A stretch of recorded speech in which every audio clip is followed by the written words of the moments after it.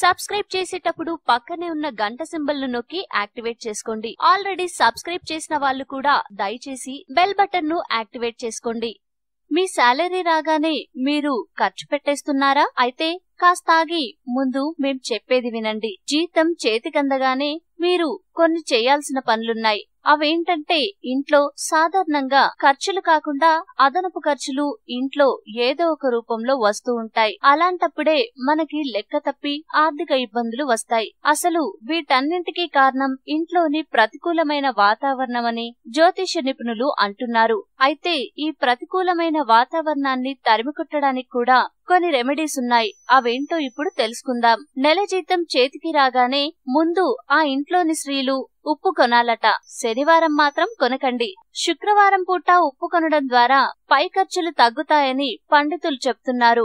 అలాగే ఇంట్లో చీటికి మాటికి గొడవలవుతూ ఉంటే ఇల్లు తుడిచే నీటిలో కూడా కొద్దిగా ఉప్పు వేయండి. ఇలా చేస్తే ఇంట్లో నెగటివ్ ఎనర్జీ పోతుంది. అలాగే ఇంట్లో ఎవరికైనా మనశ్శాంతి లోపిస్తే కొద్దిగా నీటిలో రాళ్ల ఉప్పు వేసి పాదాలను నానబెట్టి ఉంచండి. లేకపోతే స్నానం చేసే నీళ్లలో కొద్దిగా రాళ్ల ఉప్పు వేసుకుని స్నానం చేస్తే మంచి ఫలితం ఉంటుంది. అలాగే ఇంట్లో అప్పుడప్పుడు గొడవలు జరుగుతూ ఉంటే ఓ గ్లాసుడు నీళ్లతో పరిష్కారం చేయొచ్చు. అదెలాగంటే క్లియర్ గా ఉన్న గ్లాసును తీసుకోండి. గీతలు గాని డిజైన్స్ గాని ఫింగర్ ప్రింట్స్ గాని లేని గ్లాసును తీసుకోండి. అయితే ఇక్కడ ఒకసారి ఉపయోగించిన గ్లాస్ ని మరొకసారి ఉపయోగించకూడదు. ఇప్పుడు ఈ గాజు గ్లాస్ లో 1/3 వంతు టీ సాల్ట్ వేయండి. తర్వాత అందులో వెనిగర్ వేయండి. ఈ వెనిగర్ కూడా 2/3 భాగాలు వేయాలి. ఇప్పుడు నీళ్లు జోడించండి. గ్లాసులోని ఉప్పు వెనిగర్ పదార్థాలు కదలకుండా నీటిని నింపి ఇంట్లో ఏ చోట ప్రతికూల శక్తులు ఉన్నాయని మీరు భావిస్తున్నారో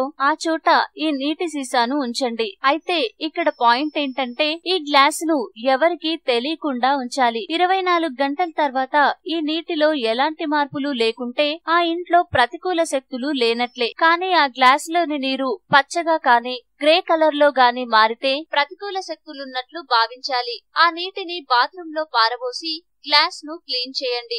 ఇలా 5-6 సార్లు చేస్తే ఇంట్లోని ప్రతికూల శక్తులు తొలగిపోతాయని పండితులు చెప్తున్నారు. ఈ వీడియో మీకు నచ్చితే లైక్ చేయండి, అందరికీ షేర్ చేయండి, కానీ సబ్స్క్రైబ్ చేయడం మాత్రం మర్చిపోకండి.